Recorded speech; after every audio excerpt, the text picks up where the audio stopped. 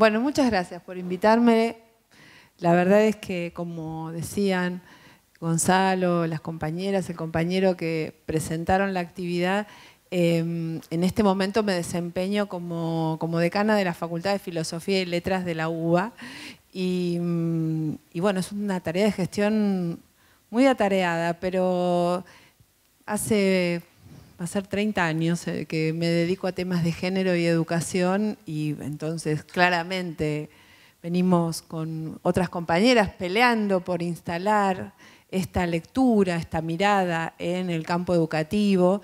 Y bueno, ¿cómo no aceptar una invitación tan cálida y tan oportuna y volver a encontrarme como hago con frecuencia con docentes para poder seguir conversando, ¿no? Así que para mí es un placer también estar acá. Y quiero decir, bueno, a veces uno dice la autorreferencia, pero en la Facultad de Filosofía y Letras de la UBA soy la primera mujer votada como decana. Y la segunda decana, la primera fue Adriana Puigros en el 73, fue normalizadora y estuvo unos meses, pero eso también es una expresión, por un lado, de una militancia sostenida en un campo y por otro lado de lo complejas que son las instituciones, inclusive algunas que parecen tan abiertas, tan críticas, ¿no? Uno diría, bueno, la Facultad de Filosofía y Letras, pensamiento crítico. No obstante, el año que viene cumple 120 años la facultad y bueno, en 118 años es la primera vez que se vota a una mujer en la conducción. Y eso es también parte de lo que tenemos, no solamente como desafío, sino también como tema de indagación, ¿no? ¿De qué modo en la vida cotidiana los procesos de reproducción de un orden que podríamos caracterizar, y muy sintéticamente podría caracterizar como un orden patriarcal, ¿no? Cuando digo patriarcal me refiero a un orden en que hay una hegemonía, un predominio de una manera de pensar la masculinidad, porque no es, ni siquiera son todas las masculinidades, ¿no? Una forma de pensar la masculinidad viril. Voy a hablar de esto ahora, pero quería arrancar diciendo, bueno, ¿en qué momento estamos? Estamos aún en un orden que podríamos pensar que tiene sesgos patriarcales, en un orden capitalista, donde también hay relaciones vinculadas con el sector socioeconómico y con la posibilidad o no de disponer de bienes, del acceso a todas las formas de la cultura y del desarrollo humano. Todavía vivimos en un orden desigual en términos económicos, en términos de sexo-género, en términos étnicos, de generaciones, de capacidades. Diría, esa es la foto. ¿Cuál es la película? O por lo menos, ¿cuál es la película que a mí se me arma? Que venimos con un proceso de enorme relevancia de ampliación de derechos, de ampliación, de visibilización de estas temáticas, de conquista sostenida, normativa, cotidiana, institucional, que va discutiendo a ese orden. Entonces, como dos primeras premisas, como cualquier premisa es sintética y también es algo simplista, pero quisiera arrancar por ahí. La foto es, todavía estamos sufriendo situaciones de desigualdad, de discriminación, de violencia. Si veo la película, y yo que hace un montón que la veo, por lo menos desde mi perspectiva, es una película que es muy alentadora en términos, reitero, de la visibilización y la lucha por la igualdad, por una parte, y por otra parte por el reconocimiento de todas las formas de la diversidad, que es otra manera de pensar la igualdad. Entonces, en esta película, en el año 2006, en el ámbito educativo, se produjo un hito muy relevante, que fue justamente la sanción de la ley 26.150, Educación Sexual Integral, una ley que quienes hayan podido seguir los debates por ahí saben que fue controvertida, fue negociada, como toda ley, es una ley muy sintética, muy escueta, diríamos, y una ley que le tira bastante la pelota al Ministerio de Educación de la Nación, vamos a decirlo, ¿no? O sea, hasta la legislatura, diputados, senadores llegan hasta que tiene que haber una ley, una educación sexual integral, que tiene que tener un enfoque, no es menor, el enfoque integral es el enfoque que intenta no reducir la sexualidad a una sola visión, que es un poquito de donde voy a arrancar, que tiene que ser de todos los niveles y que se deberá crear un programa nacional en el Ministerio de Educación para visibilizar y trabajar la temática. Y la creación de lineamientos curriculares que probablemente conozcan, que después de una serie de discusiones muy entretenidas, que si quieren en otro momento les cuento porque también puede protagonizar, se votaron en el año 2008. El año 2008, en mayo, en la resolución 45 del Consejo Federal del 2008, si la buscan en internet están los lineamientos curriculares de la educación sexual integral. Entonces, con ese marco es que se empezó a trabajar a nivel nacional. ¿Contra qué estamos peleando? Y ahí viene la cuestión de cómo la investigación nutre a las políticas, ¿no? Nosotras identificamos modelos o identificamos tradiciones que venían siendo, de alguna manera, teniendo presencia en el sistema educativo, porque no es que nunca hubo educación sexual, ¿no? Lo que pasa es que, bueno, probablemente muchas, y acá es un grupo grande, igual después vamos a poder hablar, pero por ahora les pido que recuerden, hayamos tenido una charla de educación sexual que en general daba inclusive Johnson & Johnson o alguna otra compañía que nos quería vender toallitas femeninas o tampones cuando salieron, y hablaban con las chicas por un lado, con los varones por otro, y la escuela decía, hay educación sexual porque está la charla de educación sexual. Pero más allá de esa anécdota, que creo que ya no ocurre, ¿no? Ya no están, de vez en cuando van a vender, pero lo que sí notamos que tiene fuerte pregnancia, y ahí sí es un problema de todas y de todos, es lo que llamamos el modelo médico-biologicista, ¿no? Educación sexual centrada en la transmisión de contenidos biomédicos. Por eso están los esquemas de el aparato reproductor femenino, el aparato reproductor masculino. Notablemente, yo nunca supe bien dónde quedaba eso, ¿no? Porque, o sea, como venía la serie de los aparatos, el aparato circulatorio, el digestivo, entonces uno nunca sabía qué estaba adelante, si los intestinos o el útero, no sé, o sea, porque en realidad la serie esa de los aparatos siempre se enseñaba de una manera muy desgajada de la funcionalidad en un cuerpo, ¿no? Entonces, y su versión médica, que fue y fuertemente tuvo un fuerte impulso con la epidemia, con la pandemia del VIH-Sida, ¿no? Entonces, ya la cuestión de lo biológico se complementa, pasó a ser complementado con una, digamos, una fuerte incidencia de la que podríamos llamar corporación médica. No sé si acá hay alguna médica o algún médico, creo que van a tener un médico en esta serie. Cada vez que digo esto, salta algún médico o médica y dice, no somos todos iguales, porque es verdad. Pero, diríamos, las corporaciones existen y la forma de pensar la sexualidad correctamente para el punto de vista médico, que es vinculado con la prevención, vinculado inclusive con la promoción de la salud, vinculado con por ejemplo, los métodos anticonceptivos, ¿no? Porque desde esta perspectiva diríamos, bueno, ¿qué es educación sexual? Enseñamos los aparatos, enseñamos los métodos anticonceptivos, enseñamos a cuidarse de la transmisión de infecciones.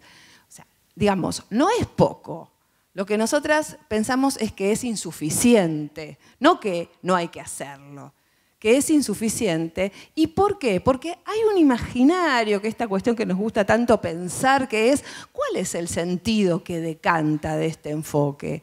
Que nos tenemos que cuidar de la sexualidad, que la sexualidad es una amenaza, es un problema. Entonces, tenemos que cuidarnos, tenemos que ayudar a los chicos, las chicas, las jóvenes a cuidarse del embarazo no buscado, las infecciones. De alguna manera, reitero, el sentido que decanta es un sentido de peligro, ¿no? Sexualidad como peligro.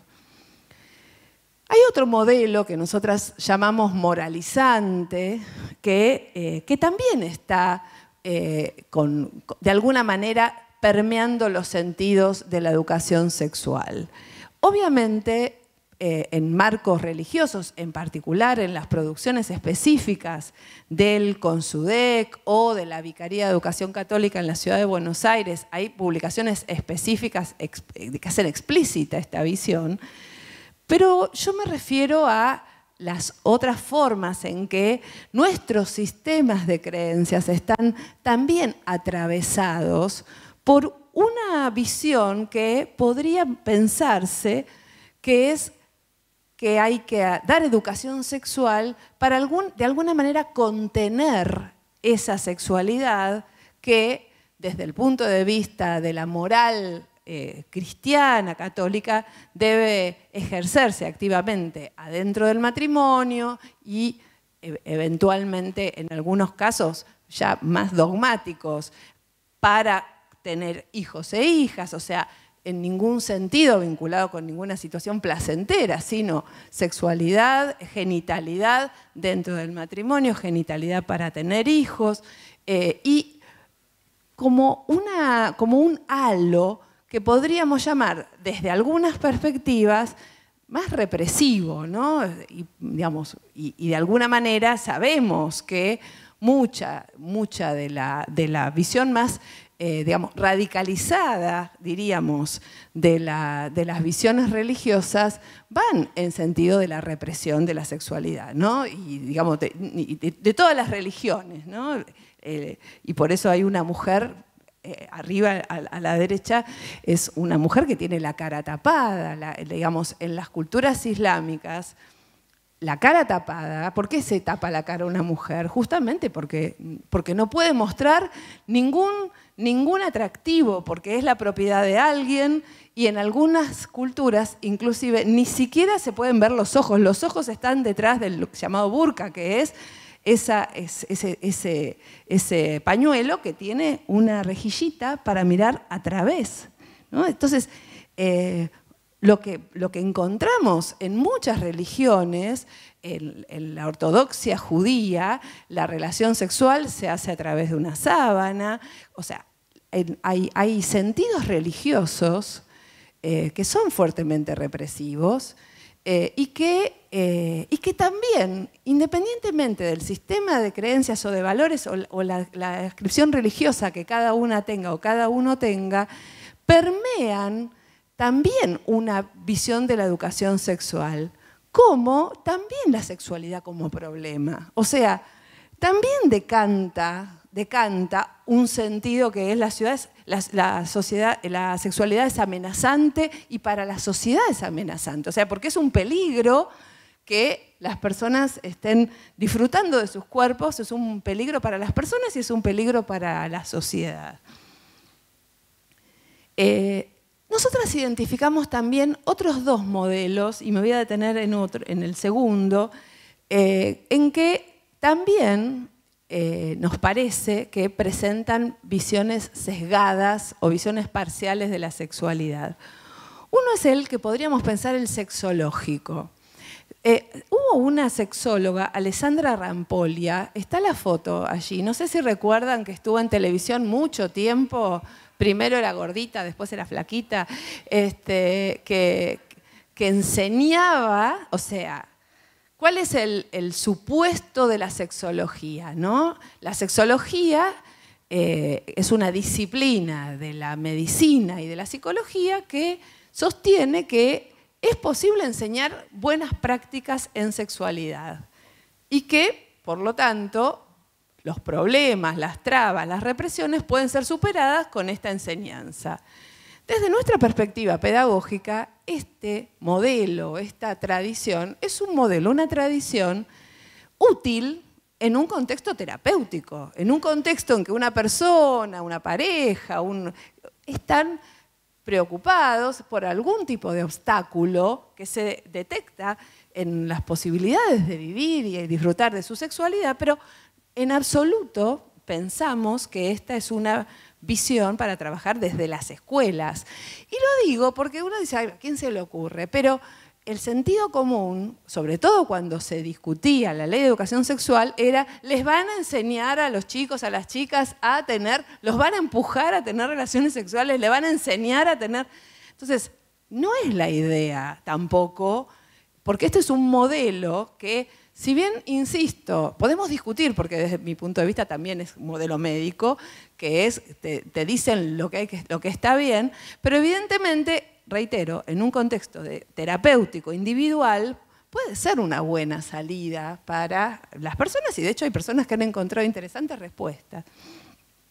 El otro, por eso lo llamaba modelos emergentes, ¿no? Cuando digo modelo no es que están absolutamente definidos, son tendencias.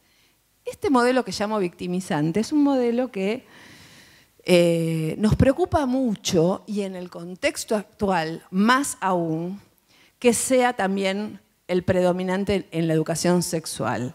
¿Cuál es el modelo victimizante, lo llamamos? Nosotras, fíjense, yo me considero feminista y trabajo en estos temas desde hace mucho. Si nosotros centramos en la educación sexual en la escuela, en hablar del abuso y de la violencia, y por eso pongo algunas imágenes, ¿no? O sea, ¿de qué se enseña? Bueno, a identificar situaciones de violencia, de abuso, dónde recurrir, cómo hacerlo. Y digo, me parece que son temas absolutamente necesarios y que tenemos que trabajar en las escuelas y que están en los lineamientos curriculares, pero creo, y lo digo hoy después de nuestro gran 3 de junio, que tenemos que estar muy alertas en el sistema educativo que no se transforme en el sentido general de la educación sexual integral. La educación sexual integral tampoco es exclusivamente o está exclusivamente dirigida a enseñar a defenderse del abuso, a defenderse de los violadores o a no serlo, ¿no? A reflexionar con los chicos o las chicas eventualmente en evitar, digamos, cualquier situación de cualquier relación no puede tramitarse por la violencia psicológica o física, ¿no? Reitero, nos parece que si esto es el único sello que tiene la ESI, que tiene la educación sexual, es peligroso porque justamente, y por eso lo llamamos victimizante, porque puede revictimizar a una población que, además de estar en una situación vulnerable, por ejemplo, las mujeres en algunas situaciones, pasan de alguna manera a ser las responsables de su propia situación. Y ahí estaría la revictimización. Reitero, es un enfoque importante, son contenidos que vale la pena incluir, pero nos parece identificar ahí algunos rasgos que pueden llegar a ser, reitero, negativos para el enfoque que efectivamente nos parece que la ESI tiene que tener. ¿Con qué modelo o con qué modelo teórico venimos trabajando?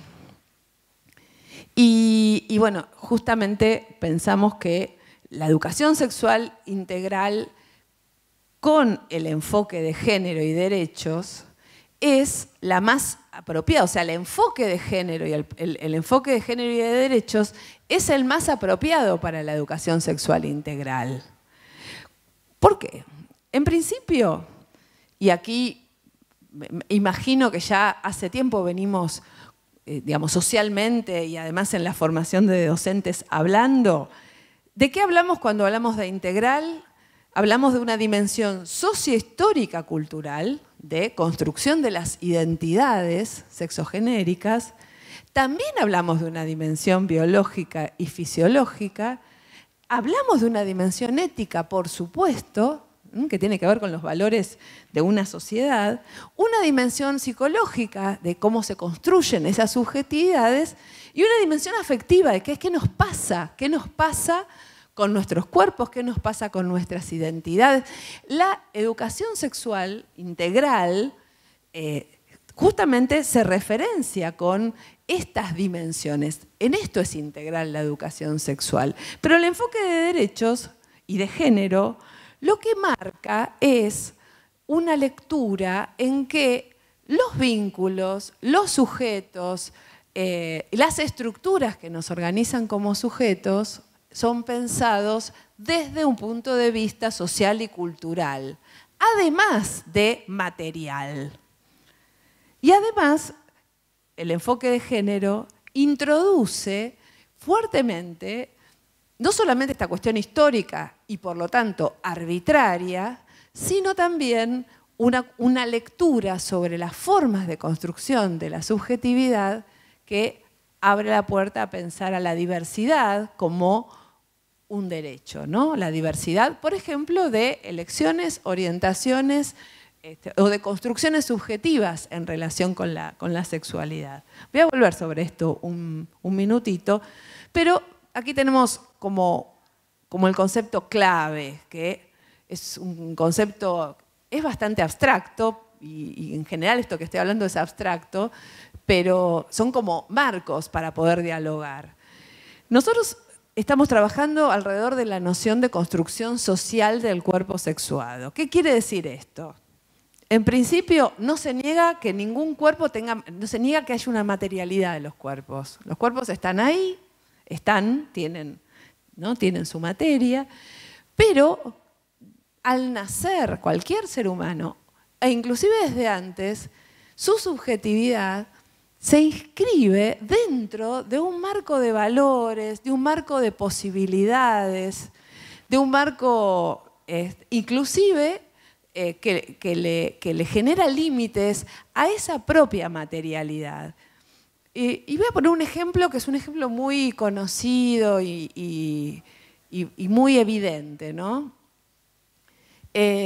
Los dientes, la cantidad de piezas dentales que tienen las personas a lo largo de su vida está directamente relacionada con la disponibilidad de servicios de salud que hayan tenido desde la infancia. Desde el flúor para evitar las caries, la alimentación, la higiene, la atención de las pequeñas, de las primeras caries, ¿no?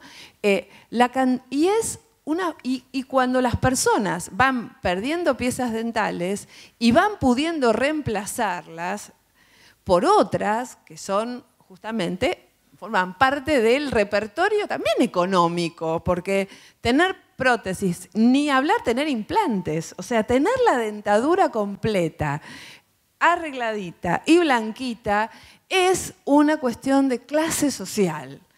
Y me animo a decirlo sin definir qué entiendo por clase social, porque estarían problemas, pero hay una cuestión económica. Y entonces, ¿qué hay de más material que los dientes, digamos, ¿no? Los dientes están ahí, son bien materiales, pero el cuerpo y la dentadura de ese cuerpo está fuertemente influida por las posibilidades de salud, educación, las posibilidades económicas que las personas van teniendo a lo largo de la vida. Y en algún sentido hay una construcción social de la dentadura. ¿Se entiende el concepto? O sea, no estoy negando, porque trato de justamente poner ejemplos, no estamos negando que hay una materialidad, lo que estamos diciendo es lo que hacemos con nuestros cuerpos, desde la punta del pie hasta la punta del pelo, está vinculado con un sistema de relaciones sociales que hace que seamos de una determinada manera, que nos produzcamos inclusive cotidianamente de una determinada manera, marca lo que está bien, marca lo que es bello, marca lo que es decoroso. O sea, esa construcción social tiene una dimensión estética y al mismo tiempo una dimensión ética. Porque si la pollera es muy corta, si es muy larga, si el escote, ¿no?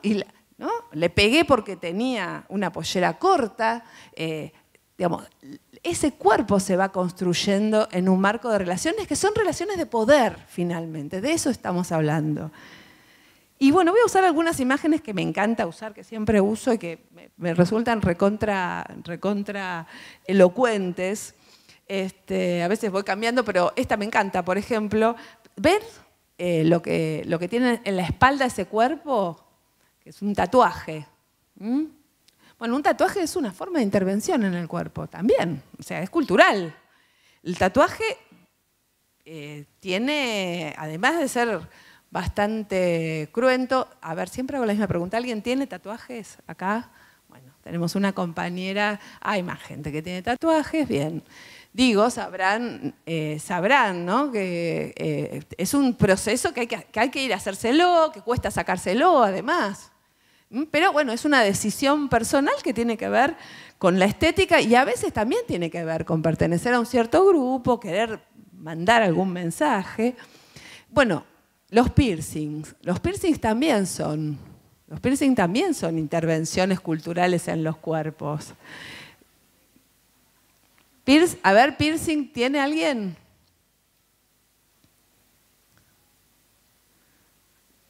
Ahí hay alguien que tiene piercing. Levanta la mano. No vamos a tener que mostrar nada. Igual, siempre hago este ejercicio porque me parece, es notable. La enorme mayoría de las mujeres tenemos aros en las orejas, ¿no es cierto? Y no son piercing. O sea, es una cuestión de ponerse de acuerdo. ¿Por qué los aros en las orejas no son piercing? Porque nos hicimos desde siempre, porque nos hicieron, no sé, nuestras mamás, nuestros papás nos hicieron los aritos, no nos preguntaron. O sea, en realidad es el sentido social, no es agujerearse el cuerpo, porque nuestras orejitas están agujereaditas ¿no? Esa es la diferencia entre pensar al cuerpo como dado, al cuerpo, o un cuerpo que se va construyendo en la interacción con la sociedad y con la cultura. Esto es abajo una frente con Botox. Y es de un señor. Arriba la frente sin Botox. O sea, es chicas, Botox a full. O sea, construcción social del cuerpo. No, yo no estoy diciendo nada, mire, yo... Hace 20 años yo decía, yo trabajo para que mi hija no se depile. Mi hija se depila más que yo. La verdad, o sea, tampoco es que hemos cambiado. Todo esto, todavía hay mucho para discutir, ¿no?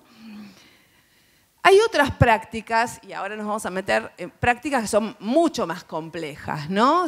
¿Conocen las mujeres de cuello de jirafa de Birmania? Mujeres que iban agregando a lo largo de su vida esos collares, que después no podían vivir sin el collar, porque en realidad después era un cuello como muy débil y es una construcción estética. Lo mismo, y peor, los piecitos de las geishas que están del otro lado, ¿no? El principio del pie de la geisha, parece que ya no hay más geishas, así dicen. El pie de la mujer entraba de manera así, vertical adentro del zapatito, pero con el tiempo se producía una deformación que impedía que caminase descalza y estas geishas eran mujeres servidoras que obviamente prácticamente, bueno, no podían correr claramente, pero tampoco podían caminar demasiado, caminan muy lentamente. Bueno, y ese es un pie que está construido y reconstruido a partir del sistema de valores, el sistema de significaciones de género. Digamos, estamos construyendo un cuerpo femenino que tiene ciertas características y no otras. La cirugía mamaria. La cirugía mamaria es una práctica que inclusive en algunas, bueno, por ejemplo en Colombia está totalmente instituido que en el cumpleaños de 15, en lugar de hacer fiestas, se regala una operación para agregar, ¿no? Se agrega busto y en la Argentina parece que esto está empezando también a conocerse, ¿no? Se agrega, es una intervención de cierta complejidad, cara, digamos muy cara, y dolorosa.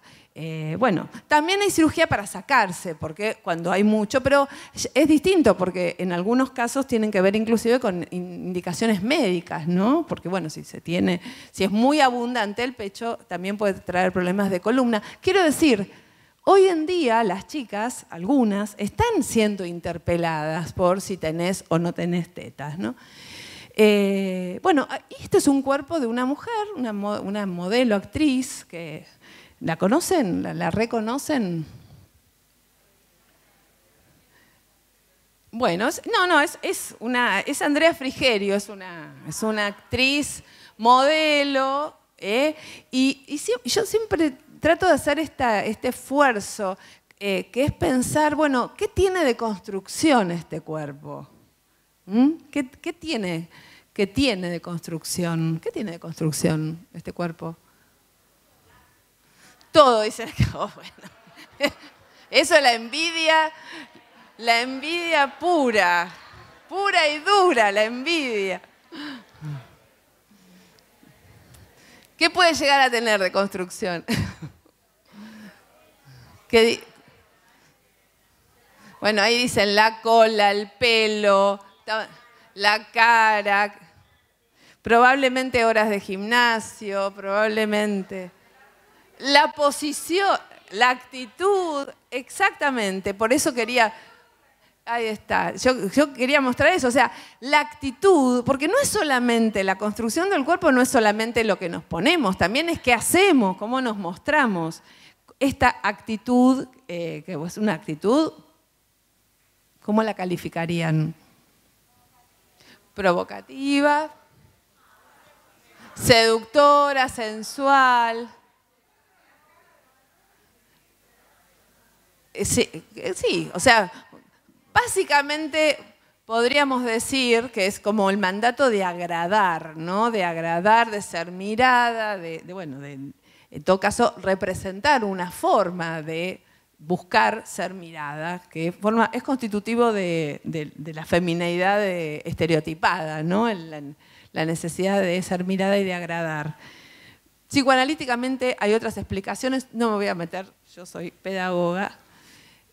Este es otro cuerpo masculino.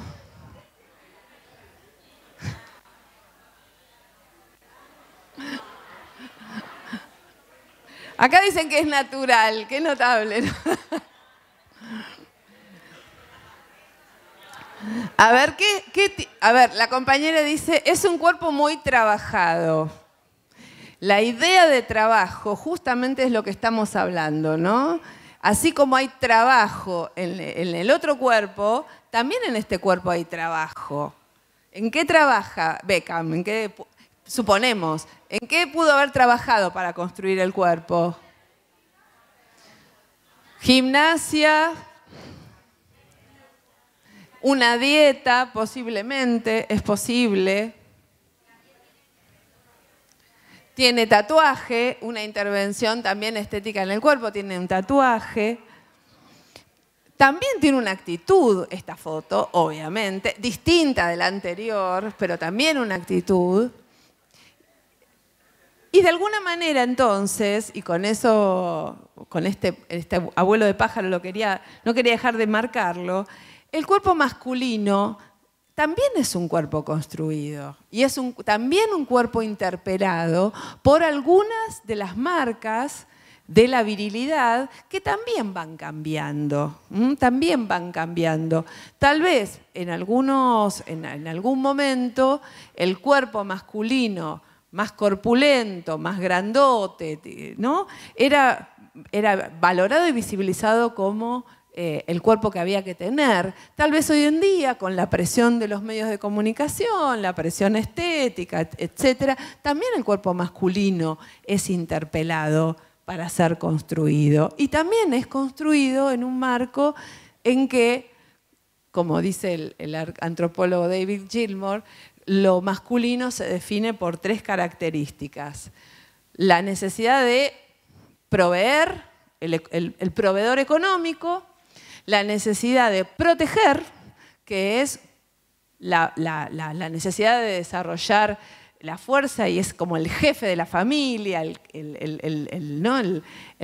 que, debajo del cual están todos bajo esa ala protectora, y procrear, preñar o ser básicamente activo sexualmente, ¿no? Todavía esa presión de que entre los chicos y las chicas termina siendo fuertemente pensado como la presión por el debut sexual. En nuestras investigaciones lo que encontramos es que muchos chicos, varones, se sienten aún hoy presionados en tener el debut sexual, presionados para demostrar virilidad, digamos, ¿no?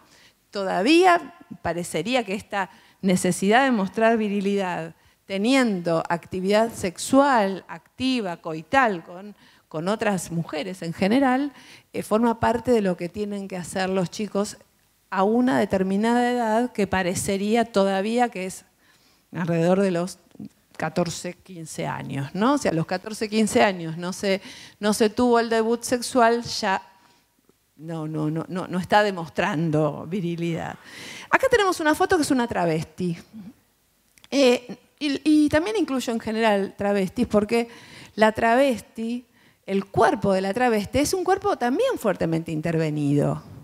Pero, y lo propongo en esta secuencia porque cuando vamos viendo las otras intervenciones que todos nuestros cuerpos tienen, uno podría decir, bueno, evidentemente las travestis también hacen dietas, toman hormonas, se hacen algunas operaciones, pero también, digamos, no es algo que está ajeno a nuestra vida cotidiana, solamente que la intervención es mayor porque hay ingesta de hormonas, pero si decíamos, si las mujeres algunas se colocan busto, también hay, digamos, también hay el deseo de que crezca el pecho, ¿no? Entonces, hay una cantidad de prácticas que hacen las travestis que en realidad se parecen bastante a las que hacen en general las personas en general porque forman parte de nuestra vida cotidiana. Y en este sentido,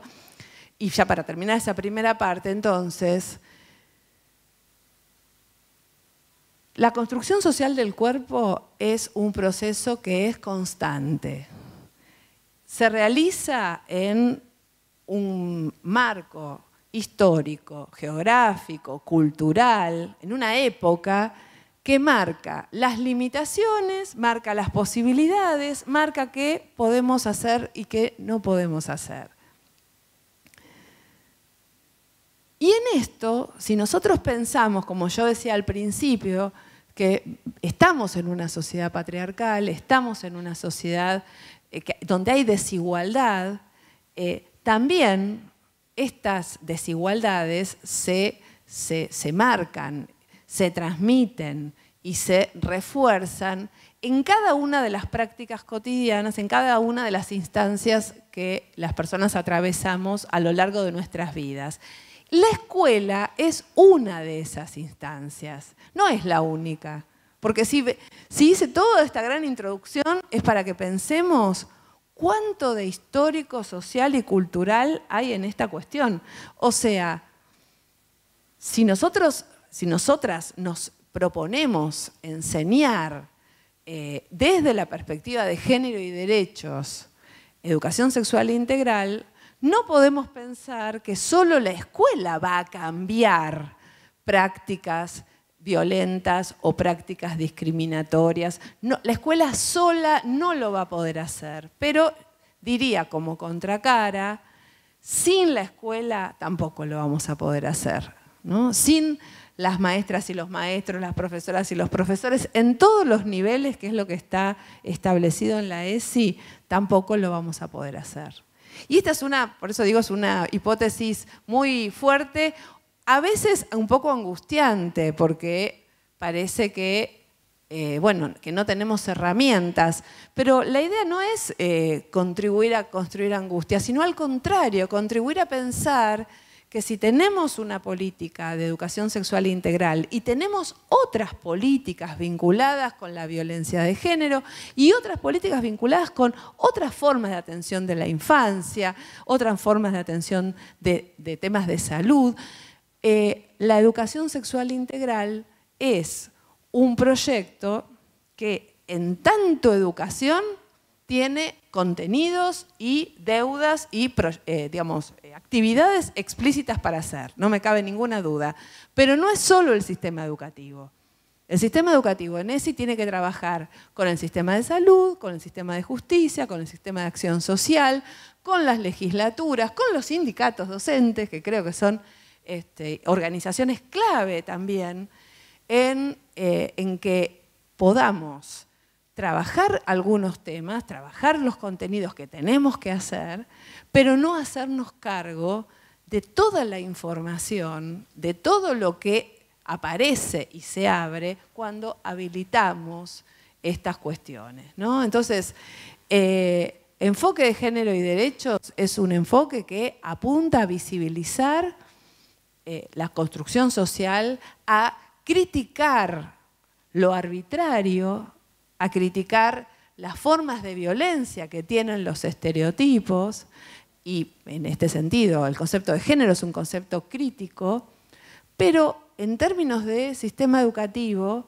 no implica, y en esto reitero, creo que es una manera de pensar la política, no implica que el sistema educativo sea el único aparato del Estado que tiene que trabajar o que tiene que atender cuestiones que a veces tienen que ser derivadas a un área de salud, a un área de acción social, de justicia. No quiero decir que nos tengamos que desresponsabilizar en absoluto, al contrario. Lo que tenemos que hacer es mirar nuestras prácticas, incorporar los contenidos que están establecidos, y ahora lo voy a nombrar alrededor de ciertos ejes, y trabajar desde la perspectiva de género y derechos, que básicamente, y con esto me gustaría también decir, bueno, otra hipótesis de trabajo fuerte, no estamos trabajando en contra de la violencia, no estamos trabajando en contra de la discriminación, no estamos trabajando en contra de toda forma de sujeción. Estamos trabajando por la construcción, el acompañamiento de sujetos de deseo y de sujetos de derecho, con la parte de disfrute que eso tiene, con la parte de autoafirmación que eso tiene. Y esta es la dimensión que, reitero, me parece que es el sentido final del enfoque de género y derechos. Reitero, no es que no lo tengamos que hacer, por supuesto que tenemos que hablar de situaciones de vulneración de derechos. Lo que seguramente también tenemos que hacer es abrir el abanico de oportunidades y apostar a que cualquier persona no solamente pueda aprender, sino que puede ser y puede vivir su cuerpo, su identidad, su sexualidad, del modo en que más cómoda y cómodo se sienta. Y no estoy hablando de una libertad absoluta, estoy hablando de un modo de sentirse que la propia identidad nos identifica. Porque la identidad finalmente es la respuesta que nos damos a quiénes somos nosotros, nosotras, pero también lo que los otros y nosotras nos dicen que somos. Entonces, es en ese diálogo, en esa relación dialéctica entre lo que nos dicen y lo que sentimos, se construyen las personas. Cuanto más cerca estén esas dos dimensiones, más felices probablemente vamos a ser.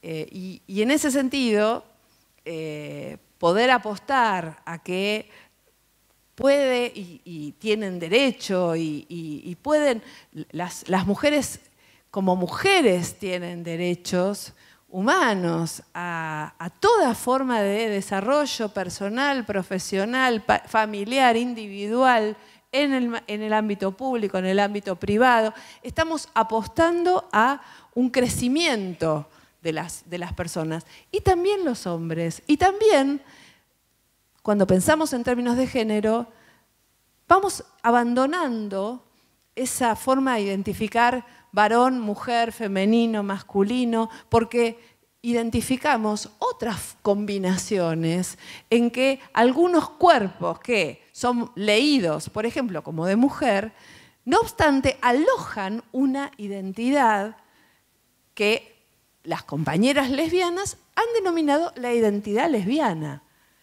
que es justamente no esta continuidad total entre sexo, género, forma de ejercicio de la sexualidad, sino que hay otras combinaciones y que esas otras combinaciones no solamente existen, sino que tienen derecho a existir y que esas formas de combinación de cuerpos, identidades, construcciones, orientación sexual, elección de parejas, de compañeras, de compañeros, mientras consideren a la otra persona también como sujeto de derecho y sujeto de deseo, y esa para mí es la condición ética.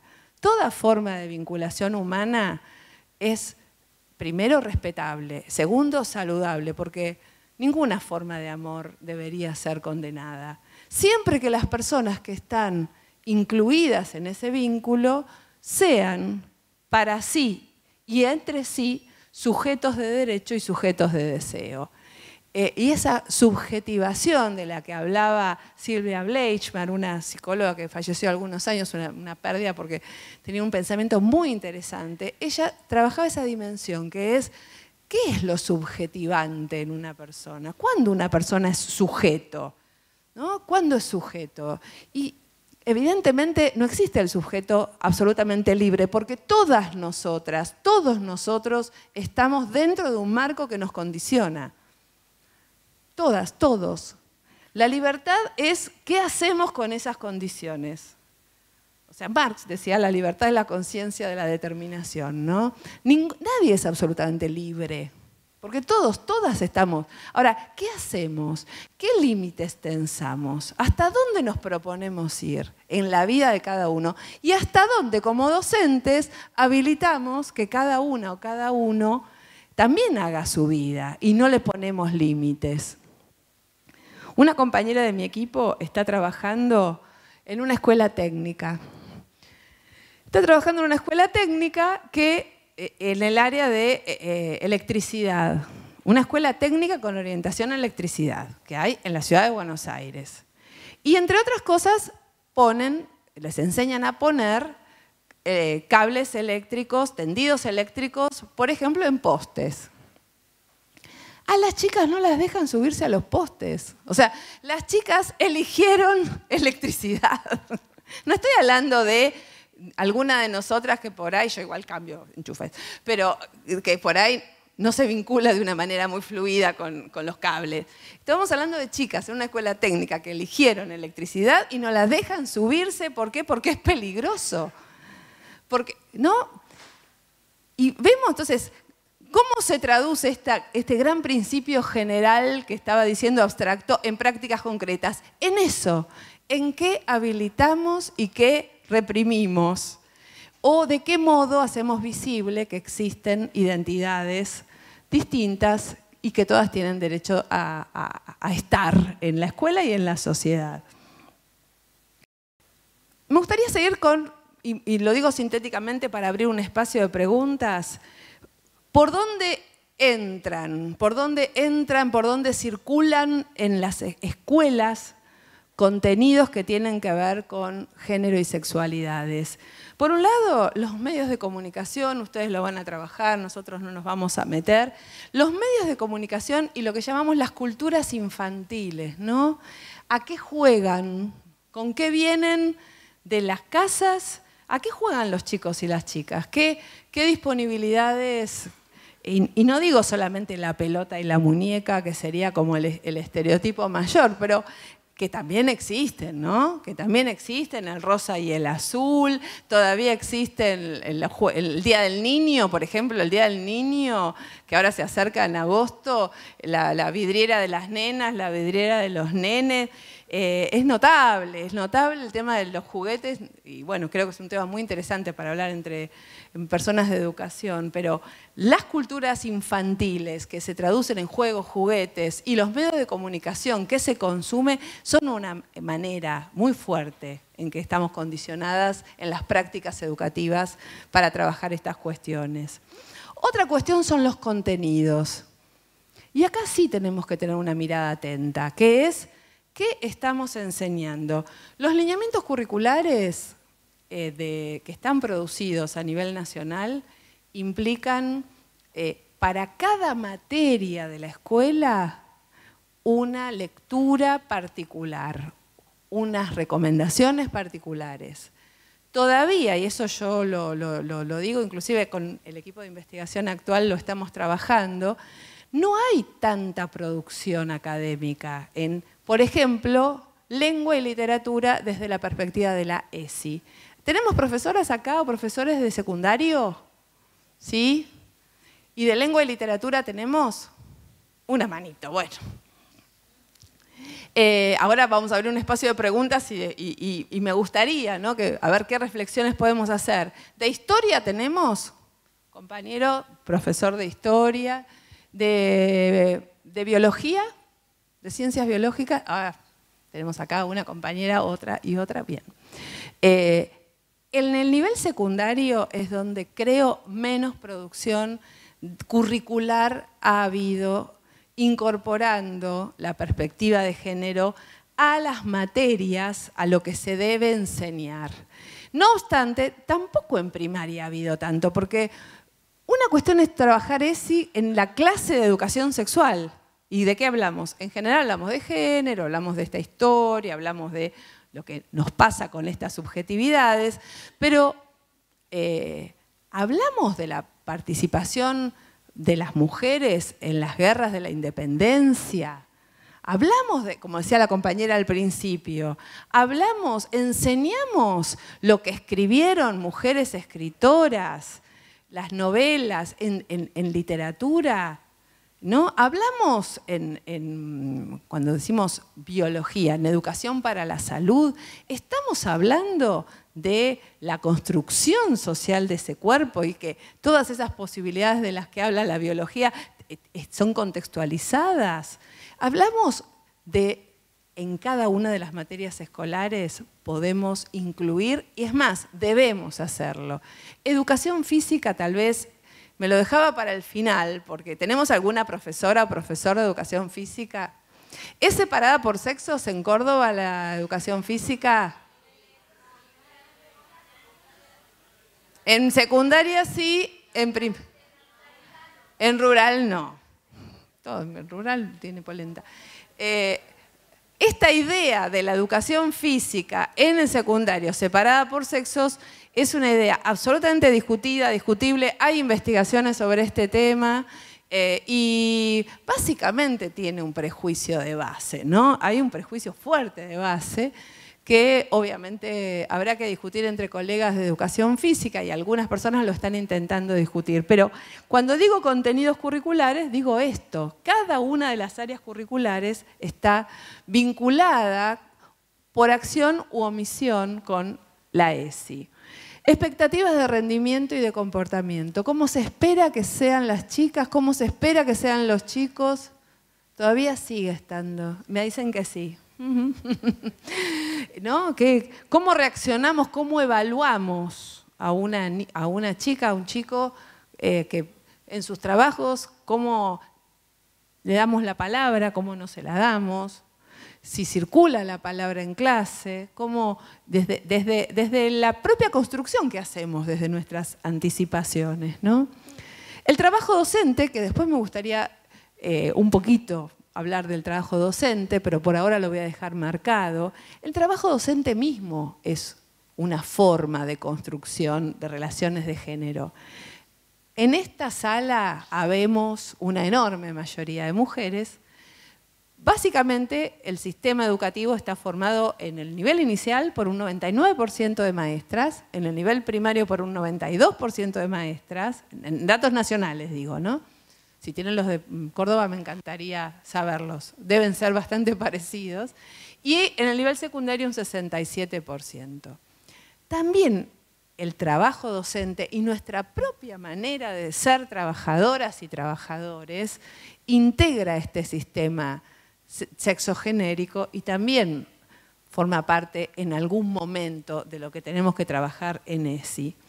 Y por último, por eso decía, voy a hacer esta enumeración muy rápida, lo que llamamos silencios sistemáticos. La compañera habló del currículum nulo, de lo que no se habla, y la sexualidad fue sistemáticamente silenciada, ¿no? Había una época que se decía ni de sexo ni de religión se puede hablar en la escuela, porque son temas privados. Y lo privado entendido como que la familia solamente tenía que intervenir y la familia con su sistema de valores y creencias. Entonces, estos silencios sistemáticos en este momento están dejando de serlo, pero están dejando de serlo con dificultades, porque no por nada fueron silencios sistemáticos. También hubo, y probablemente sigue habiendo, por una parte, esos modelos que en general tendían a pensar que hablar de sexualidad era una cuestión de especialistas, o que no había que hablar porque era un estímulo al ejercicio de la genitalidad, o que era una cuestión de que cada familia tenía que resolver qué hacía con esa sexualidad de los niños y las niñas. Hoy en día tenemos un marco que establece por ley que todos los chicos y las chicas, los jóvenes, las jóvenes, los adultos, las adultas, en todos los ámbitos, que hay una compañera rural, en todos los ámbitos, en todas las modalidades de la educación, hay que incluir cuestiones de sexualidad desde la perspectiva de género. Ese es el gran desafío, no sacarle el cuerpo y poder incluirlo desde lo que enseñamos en el currículum explícito, desde lo que enseñamos en ese currículum oculto, con las expectativas de rendimiento, de comportamiento, y poniéndole palabra a ese currículum nulo. Esa es, de alguna manera, la tarea que la ESI nos convoca a hacer. Me gustaría tomar un tema que ya se nombró, pero creo que es un tema, y que en este contexto sindical me interesa particularmente, que es justamente el tema del trabajo docente, el trabajo de enseñar.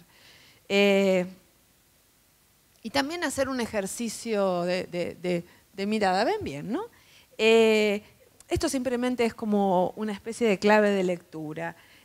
Adriana Fernández Yasnó es una colombiana, una antropóloga, que propone mirar a los cuerpos como un campo estético, semiótico, discursivo y pragmático. ¿Qué es la estética? La producción del aspecto, ¿no? Entonces miro un cuerpo y digo, bueno, ¿cómo se produce? ¿Qué aspecto tiene?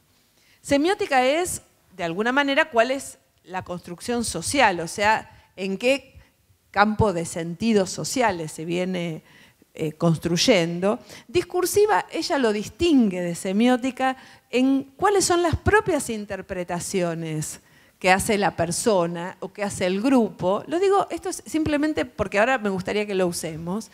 Y pragmática son cuáles son las microestrategias que se usan en la construcción del cuerpo, por un lado de asimilación y por otro lado de transformación.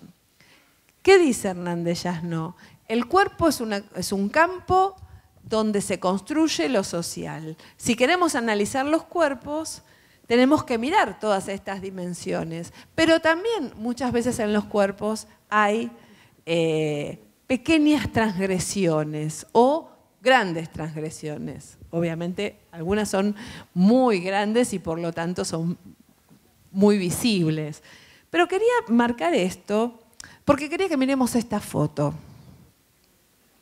Se ve, es una foto del mediados de los 40, una maestra ¿no? La maestra, y una maestra vestida de blanco, con su guardapolvo cerrado atrás, el guardapolvo, ¿no?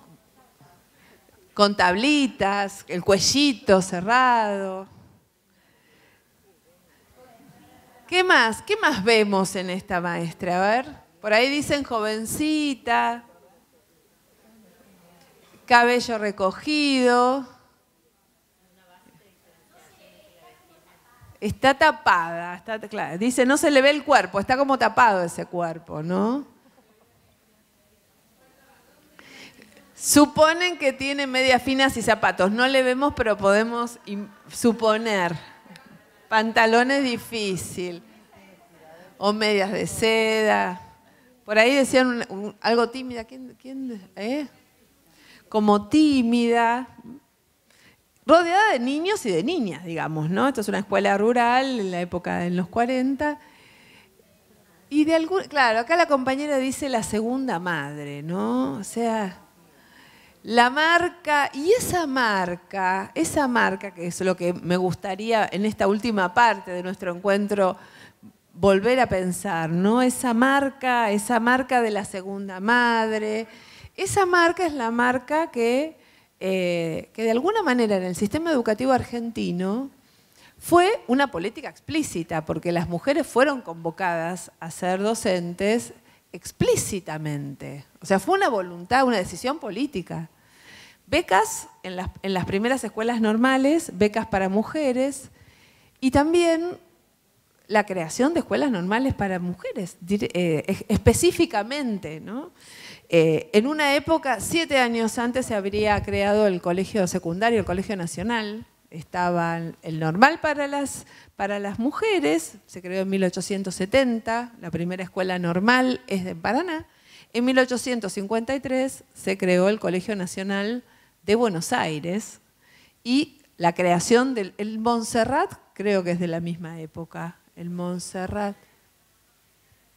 Claro, era de los jesuitas, pero como escuela secundaria tiene que ver, claro, con la década del 80, de 1880, no del 1900. La escuela normal fue un proyecto político de enorme éxito. Esta es una hipótesis de trabajo, ¿no?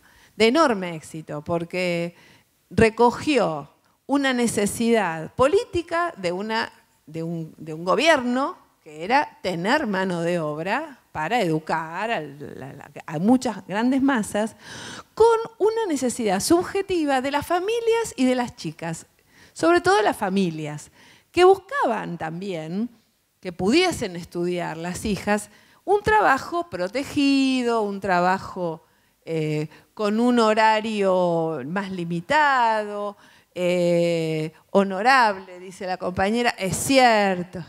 ¿Cómo? Reconocido y honorable, y no era la fábrica, obviamente, no era la fábrica, no eran ni horarios ni personas amenazantes. Y entonces la feminización de la docencia en nuestro país, sobre todo en el nivel primario, que de alguna manera es la marca, ¿no? Fue un proyecto político explícito. Se estudia poco en historia de la educación desde esta perspectiva, en la formación de docentes. No estaría nada mal incluirlo. La feminización de la docencia como proyecto político que reúne, por una parte, reitero, una decisión de gobernantes y por otra parte una necesidad, un deseo de las familias, porque las niñas eran niñas, eran chiquitas.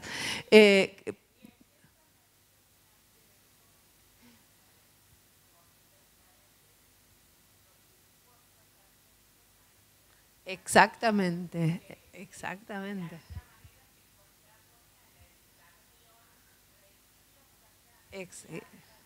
Y eran maestras protestantes, o sea, no eran católicas, ¿no? Eran maestras protestantes que viajaron un montón de kilómetros en aquella época, meses, solas.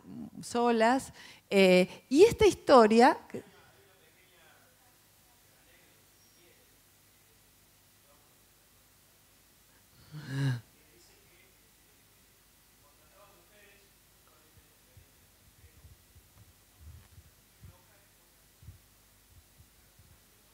Tal cual. Es que lo iba a decir, justamente detrás de este interés había un interés también gubernamental de pagar menos.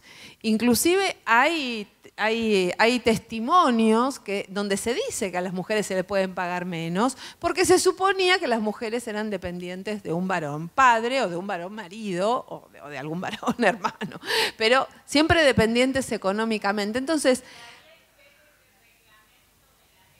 de las escuelas.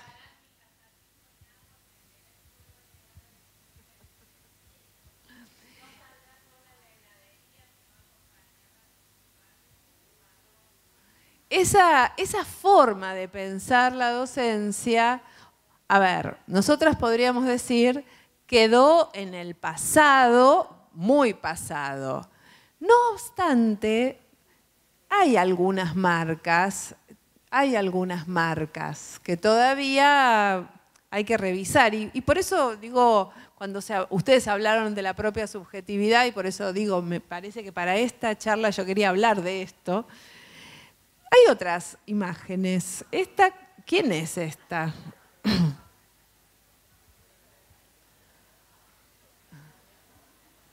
Es un dibujito, obviamente, estereotipado. ¿Quién es? ¿Qué muestra este dibujito? Una directora, dicen acá. ¿Hay alguna directora, compañeras? No. No. ¿Qué le pasa? ¿Qué transmite esta imagen? A ver. Claro, la severidad. Severidad. Una vieja solterona, yo pienso lo mismo, del imaginario, una vieja solterona, o sea, no sé qué les remite, por eso a la compañera le remite la vieja solterona amargada, digamos, ¿no?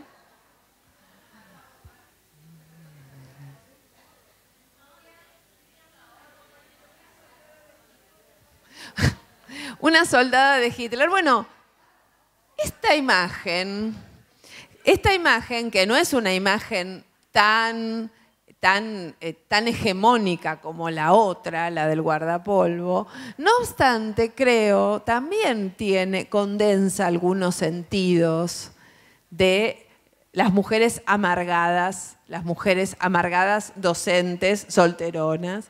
Esta es otra imagen. Esta es tremenda. Es un grupo de egresadas del Normal 6, que es un normal de Capital. Bueno, fueron fotos que encontré, ¿no? Pero egresadas de las maestras, era la colación de grados.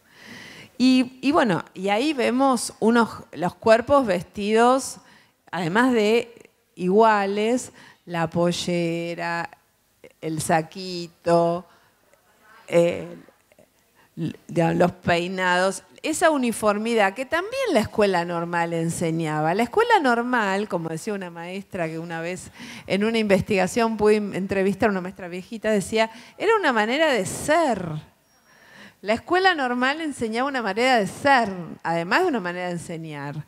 Y la presencia, este cuerpo está construido también con una forma de identidad que no vamos a decir que lo de afuera es exactamente igual a lo que está introyectado, pero forma parte de lo que cada persona ve de sí misma o hace de sí misma.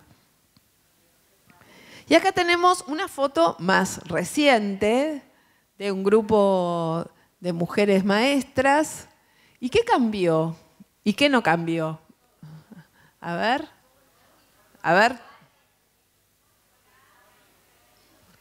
A ver, hay un uniforme, pero por acá más informal, dice la compañera, es más informal. Se peinan distintos. El uniforme es un uniforme que es de cuidado de la ropa, ¿no? O sea, se supone que, entre otras cosas, el guardapolvo te cuida la ropa de lo que se puede ensuciar. ¿Cómo? Bueno, están sonriendo además. Eso es intencional. Justamente volviendo a pensemos estas imágenes, pensemos en la propia historia de cada uno, en la historia de cada uno, porque tenemos compañeros que tal vez hayan tenido que dar más de una explicación cuando decidieron ser docentes. ¿Y de qué modo el trabajo docente está atravesado por todos estos sentidos de género? Si nosotros pensamos que las mujeres eran maestras por naturaleza, porque eran más dulces, obviamente esto desde el estereotipo, ¿no? Más dulces o más con mayores posibilidades de conectarse con los niños y las niñas, esta cuestión de la relación con la infancia, entonces, de alguna manera, la naturalización del género forma parte también de la naturalización de los mandatos fundacionales de nuestro trabajo. O sea, no nos resulta difícil trabajar temas de género solamente porque nos educaron niñas o nos educaron niños. También el trabajo que ejercemos, quienes enseñamos, sobre todo en el nivel inicial y primario, es un trabajo en donde lo femenino está profundamente reforzado y de alguna manera yo diría que el trabajo docente, en particular en los niveles inicial y primario, nos feminiza, nos hace más femeninas por ese mandato o tendió a hacerlo y ha habido fuertes rupturas. ¿Se ve? Mujeres que entran a un trabajo, pero un trabajo que también refuerza ciertos contenidos. ¿Qué hay de esto? ¿Qué queda de esto? ¿Qué queda de esto en el nivel inicial? ¿Y qué hemos podido transformar? Creo que queda poco, pero quedan cosas. Y hemos transformado mucho. Pero algo todavía queda, ¿no? Esa naturaleza, las mujeres dulces, las mujeres expresivas, el varón maestro de inicial que se mira sospechosamente, que tiene que dar muchas explicaciones un varón de por qué quiere ser maestro de nivel inicial, qué pasa con los chicos y las chicas, el cuerpo, si es amenazante o no es amenazante. La sexualidad del maestro varón en el nivel inicial también está fuertemente observada, por lo menos, y yo diría cuestionada. La escuela normal, mostramos la escuela normal también con marcas de género y de clase. La escuela normal, cuando decía esta maestra, era una forma de ser, no solamente transmitía cómo tenía que enseñar una maestra, también transmitía cómo tenía que ser.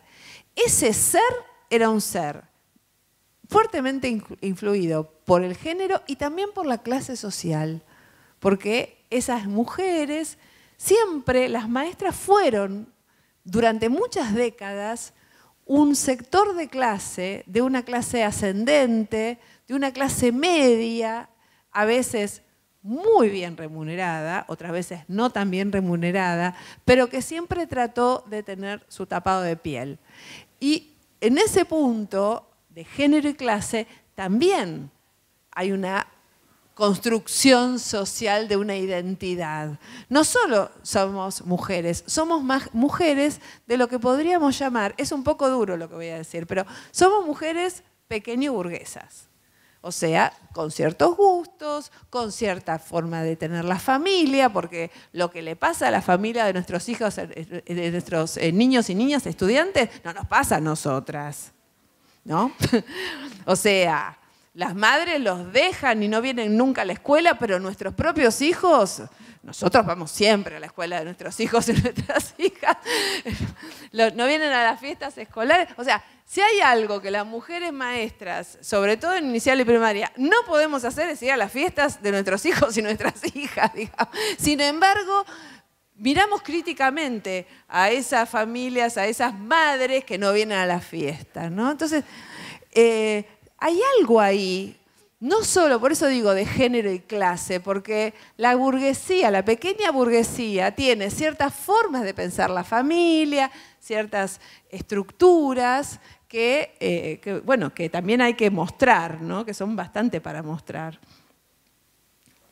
El otro vector que me parece que caracteriza a la incorporación masiva de las mujeres a la docencia es lo que, una de mis maestras, Graciela Batallán, una antropóloga y pedagoga, llama el trabajo intelectual interferido por la burocracia.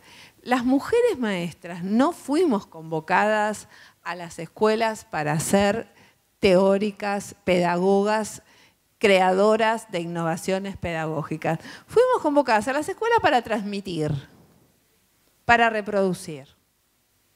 Entonces, ese saber pedagógico que se construye en la práctica cotidiana no fue durante muchísimas décadas ni visibilizado ni valorado, por lo tanto.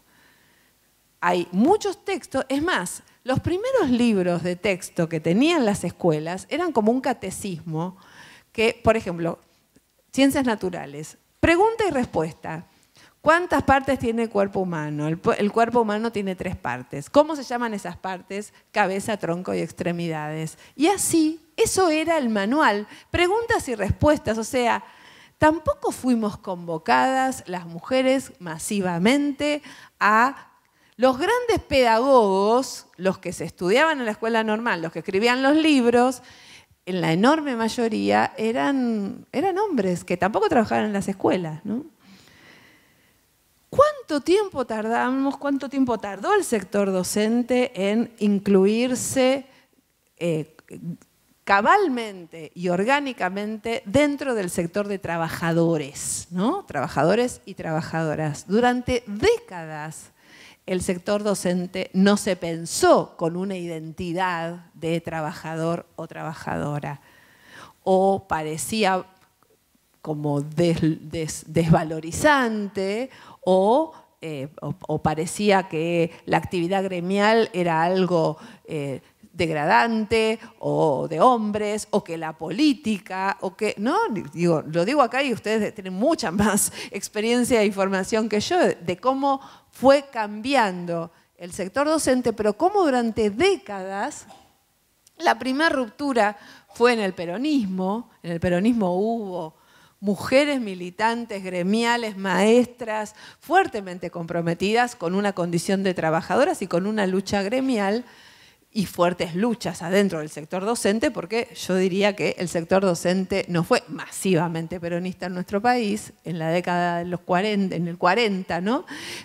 Fueron maestras militantes peronistas que empezaron a visibilizar, inclusive hubo un estatuto, y recién en la década del 70, diría, la masiva incorporación de la categoría de trabajadores y trabajadoras de la educación como manera de pensarse.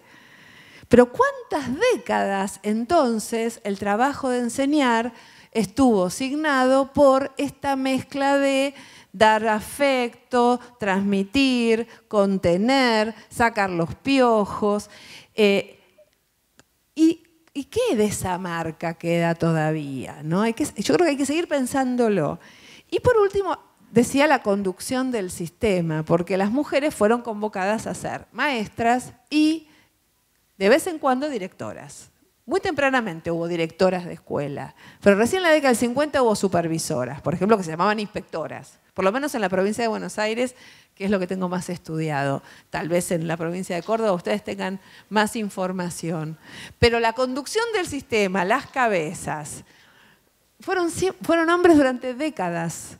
Hombres y también en los sindicatos, porque esto es un tema que también hacia adentro solo recientemente se empezó a mirar. Las mujeres en las secretarías de cultura o las secretarías de acción social, los hombres en finanzas, la secretaría gremial, donde hay que discutir plata o poder, ahí están más, ¿no?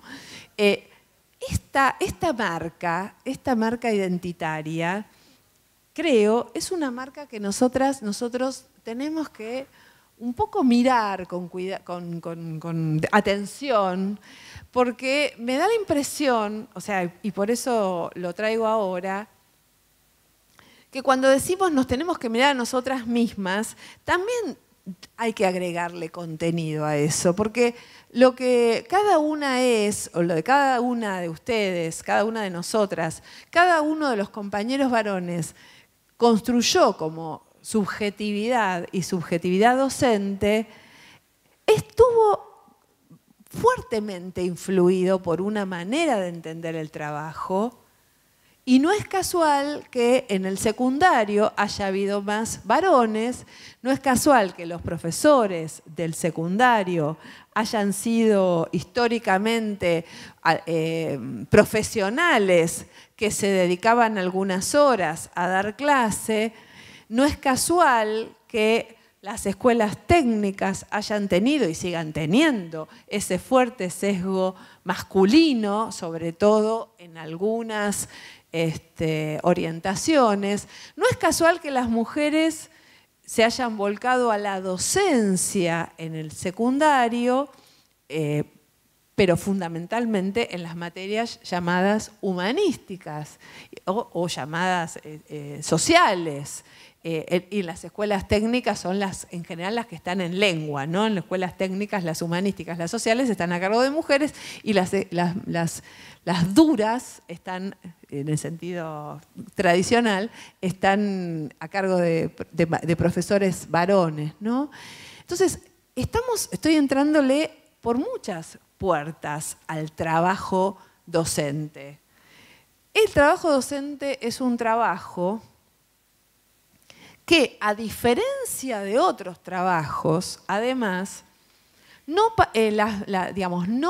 padece, o por lo menos no tengo información que padezca, lo que en otros campos, en la enorme mayoría de los otros campos sucede, que es que hay diferencias de remuneración según el sexo. Nosotros trabajamos en un sistema, y si no, creo que no hay en ningún lugar ninguna diferencia, donde igual tarea, igual remuneración. La tarea, la antigüedad, la función, donde fuere, pero no hay distinción. Entonces, tampoco en el trabajo docente, las personas que trabajan masivamente en el nivel inicial y primario, que son mujeres, viven la violencia del mercado laboral que viven otras mujeres. Es más, si nos arreglamos económicamente, podemos trabajar menos horas que 8 horas, aunque no sean las 4 famosas, ¿no? Pero hay una flexibilidad. Podemos tener más horas o menos horas, por ejemplo, en el secundario. Podemos combinar licencias y combinar las vacaciones. Hay mucho de la estructuración del trabajo docente que oculta la violencia del sistema de género. Y por eso lo quiero decir acá, porque esto es un sindicato. ¿No? Hay mucho de la organización que impide que se vea. Nosotras, yo le tengo que decir, vos le tenés que decir a una amiga, yo gano lo mismo. Y por ahí esa amiga, siendo mujer, y está estudiado en nuestro país, hay una brecha de un 30%. En el mercado de trabajo, pero nosotros no lo padecemos, nosotras no lo padecemos. Entonces, cuando pensamos para adentro, me parece que sería, y es muy conveniente, incluir esta dimensión histórica y esta dimensión de lo que se llama la sociología de las profesiones.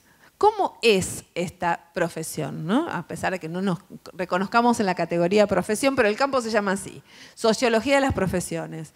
¿Cómo es esta profesión? De alguna manera, esta profesión se articuló en inicial y en primaria con las condiciones de vida de las mujeres. Y eso que fue lo que se la hizo más fácil, o nos la hizo más fácil, al mismo tiempo es un boomerang que impide ver cuánto del sistema de sexo-género está debajo de nuestro trabajo. No estoy diciendo que haya que transformarse en un trabajo como el del mercado, para nada. Lo que estoy diciendo es que como trabajadoras y trabajadores tenemos una historia y tenemos unas características de la forma de trabajo que hacen más difícil incorporar la lectura de género. Esa sería como una conclusión a la que quisiera llegar. Hay otros cuerpos que están emergiendo. ¿Tenemos que cerrar? Dale, bárbaro. No, igual ya termino, porque hay otros cuerpos además que están emergiendo. Maestras lesbianas, por ejemplo, que se autoidentifican, ¿no? Militantemente dicen en las escuelas, yo soy lesbiana, maestros gays que también se autoidentifican y que de alguna manera ponen lo que estuvo en el closet, lo que se dice, ¿no?, en el placar escondido, lo ponen en circulación a disposición. Profesores, profes pongo, porque hubo un caso en Bahía Blanca. Durante un año escolar, un profesor arrancó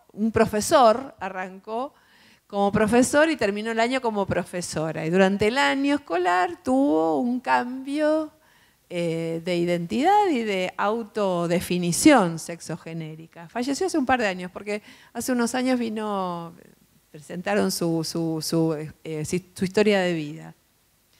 Y travestis que estudian en el profesorado y que después trabajan en las escuelas. Entonces, ya no solamente ahí está cambiando desde la perspectiva de cómo nos definimos como mujeres o cómo los compañeros varones se definen como varones, y con todo lo que implica discutir el sistema sexo-género, sino que además hay otros cuerpos docentes que ya son posibles. También se está armando. ¿Qué pasa cuando llega una maestra travesti a una escuela? ¿Estamos preparadas? ¿Preparados? ¿Qué hay que hacer? No hay que decir nada. ¿Hay que trabajarlo? ¿No hay que trabajarlo? Son temas nuevos. Y ahí está.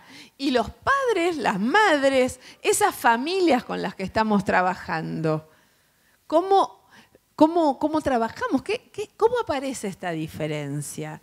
Pero, insisto, estoy trabajando en la diferencia dentro del sector docente. Ya no son los chicos pobres que tienen piojos y nosotras somos las limpitas que les sacamos.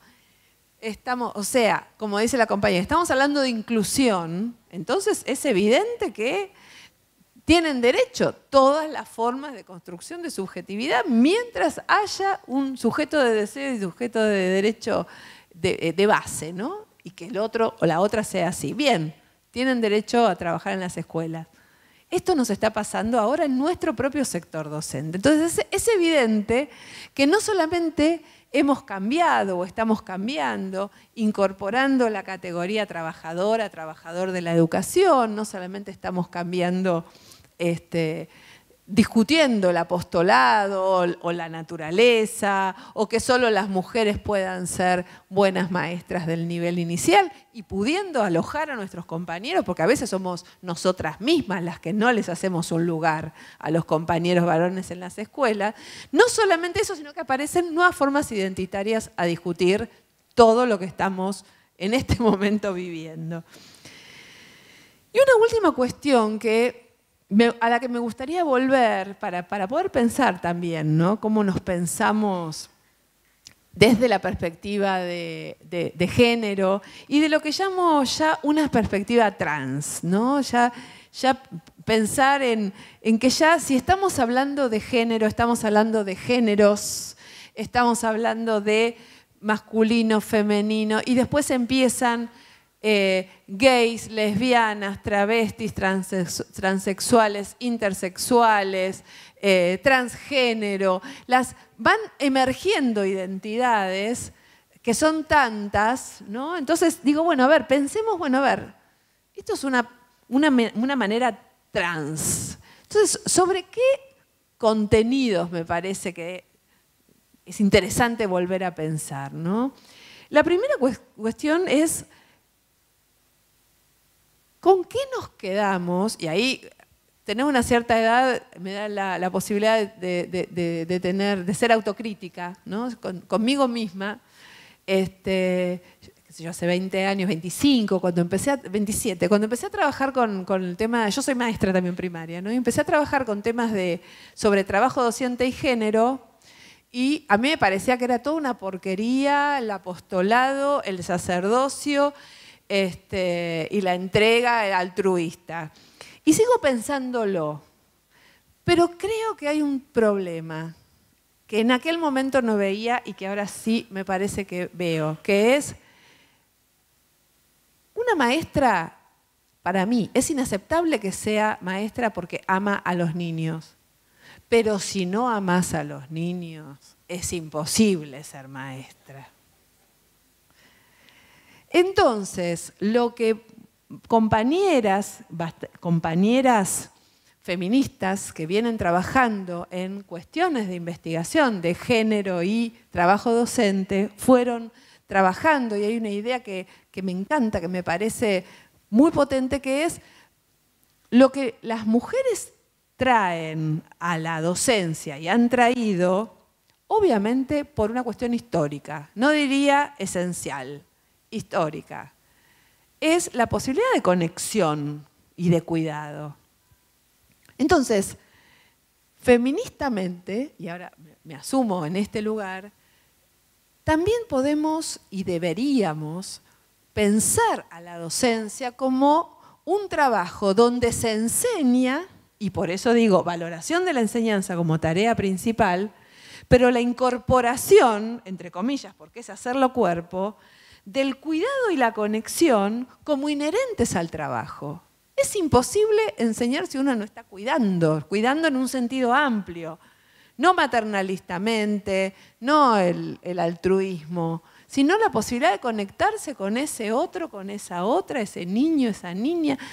Algo de eso hay. Entonces, la salida a este peligro de tirar el apostolado, el amor, es pensar en un sentido político, es politizar la enseñanza y politizar el cuidado. El cuidado es un problema político, no es un problema individual.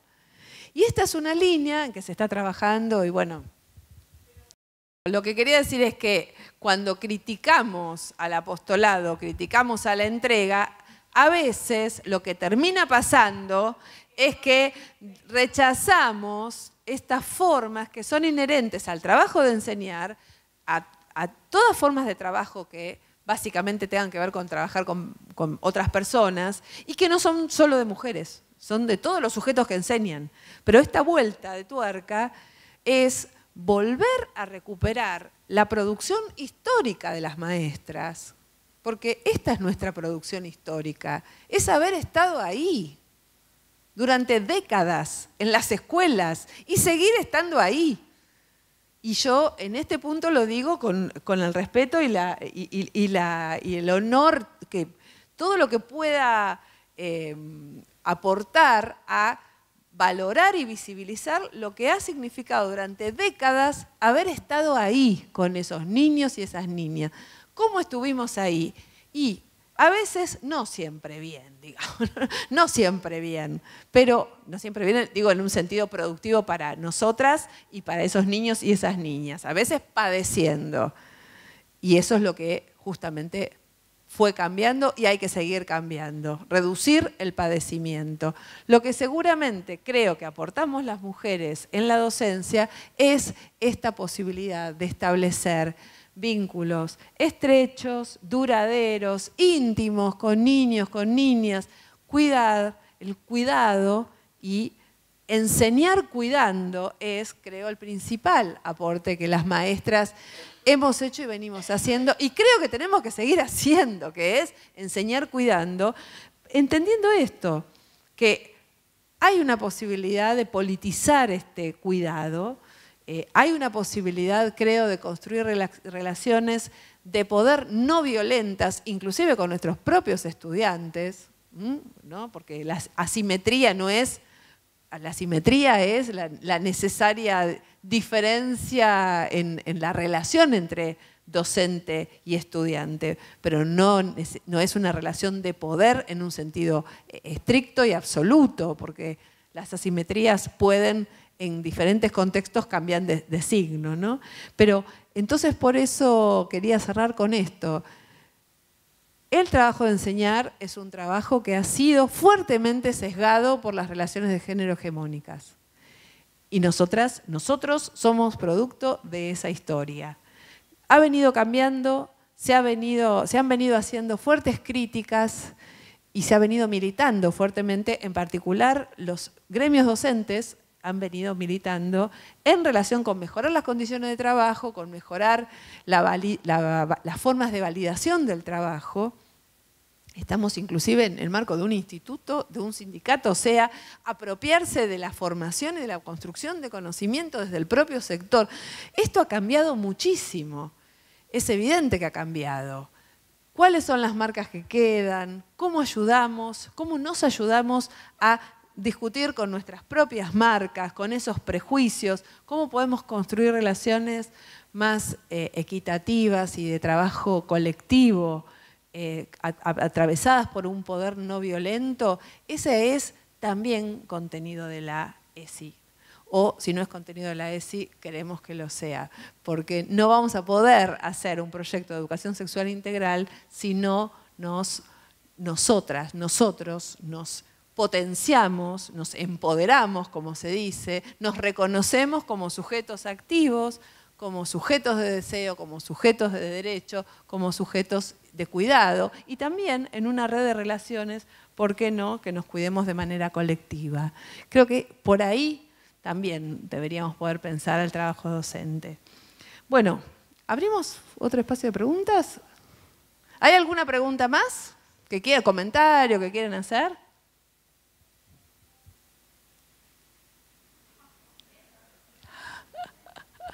Bueno, no, si no, acá hay una pregunta. No, yo era más que una pregunta, una reflexión y estando de acuerdo con lo que vos decís, creo que nosotros con la mirada desde el sindicato vemos la transformación profunda que han tenido las mujeres maestras desde esto de la vocación, el apostolado, después pasar a ser profesionales y luego llegar a discutir la condición de trabajadores de la educación, que fue una fuerte discusión y en ese marco lo tomamos como la CETERA, comienza esta discusión, de ser trabajadores de la educación y después pasar a ser trabajadores organizados y hasta ocupar los cargos de conducción de sindicatos. Yo creo que eso es un proceso tan digno de manifestar que creo que quizás no se ha dado en otros sectores de mujeres, ¿no? Y en esto también acordar de lo que vos hablas del cuidado, nosotros tenemos una fuerte capacitación y fruto de ello es este instituto. En toda nuestra capacitación nosotros estamos trabajando el cuidado de la infancia y de la juventud, que es fundamental si reconocemos que realmente nuestra tarea es la de enseñar, ¿no? En un aporte nada más. Sí, sí, gracias, porque sé de eso y justamente lo que trataba de... Me gustó la intervención porque cómo cambiaron las mujeres y qué aportaron a la manera de entender hoy la docencia, ¿no? El trabajo de enseñar es un aporte femenino. Y lo bueno, como dicen algunas compañeras del feminismo de la diferencia, el feminismo de la diferencia intenta valorar, que se construya valor sobre las producciones históricas de las mujeres, ¿no? Y lo que muchas integrantes de ese movimiento dicen es que la falta de conocimiento de esa historia hace que no podamos reconstruir una genealogía femenina. Y así como esa chica que estudia química y no puede reconstruir una genealogía, es decir, hubo otra mujer que investigó en química, en física, ¿qué genealogía femenina de maestras tenemos? ¿Y cuánto nos falta saber de esas mujeres? Algunas las conocemos porque las Cosettini, por ejemplo, esas experiencias, la Salotti, la Cosettini. Bueno, ¿cuál es la genealogía? Poder conocer un poco más nuestra historia. Poder ver cuánto de esa historia tuvo que ver con el patriarcado, cuánto se ha luchado, cuánto se ha cambiado y cuánto queda. Me parece que es una vía de trabajo como muy potente en esta línea.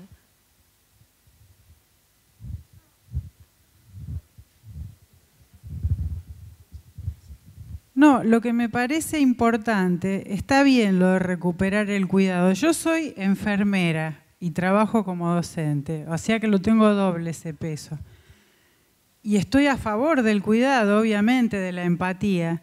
El tema es que sepamos que ese es un condimento profesional nuestro, porque si no tendemos a reproducir en el cuidado todo lo de sexo, género, que... Entonces, la maestra, cuando cuida como madre, reproduce todo. A mí me pasó, de la escuela fuimos un grupo grande a hacer la capacitación de Nación en Género. Fuimos un grupo de 7. Yo soy feminista de antes, entonces siempre estoy mirando, hinchando con eso y ya como que ni bolilla me dan. Pero veníamos de la capacitación todas muy contentas. En el recreo, una compañera retando a una de las chicas que se portara como una señorita. Entonces le digo, Vero, ¿y los estereotipos de género? Y bueno, me dice María, pero lo que es, porque se puso como mamá, no se puso como profesional. Entonces, el tema es lograr que se valore el cuidado, también que se nos valore a nosotras, no que es algo natural y que se haga bien, digamos. Estoy muy de acuerdo. Cuando digo politizar el cuidado, digo exactamente eso. Politizar el cuidado es decir, el cuidado es una componente profesional, digo enseñar cuidando, el componente profesional inherente a este tipo de trabajo que tiene que ver con los derechos. No tiene que ver con la maternidad, tiene que ver con los derechos. Y además es una decisión activa, no es algo que nos ocurre porque nacimos niñas, ¿no? Pero estoy de acuerdo y entiendo perfectamente, y eso pasa todo el tiempo tenemos contradicciones y hay un ir y venir, y bueno, no es de una vez, y menos con una charla, digamos. Creo que es un camino. Bueno, yo les agradezco la escucha, espero que puedan seguir pensando esto y bueno, ojalá nos sigamos encontrando en otros lugares. Gracias.